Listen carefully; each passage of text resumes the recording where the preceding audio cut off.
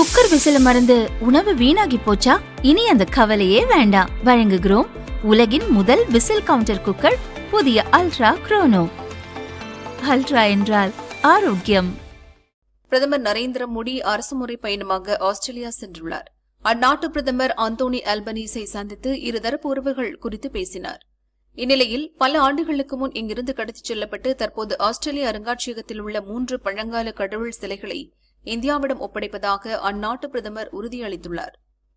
அதன்படி திருவாரூர் மாவட்டம் கொல்லுமாங்குடியில் உள்ள காசி விஸ்வநாதர் கோயிலுக்கு சொந்தமான பத்ரகாளியம்மன் உலோக சிலை இந்தியாவிடம் திருப்பி ஒப்படைக்கப்பட உள்ளது.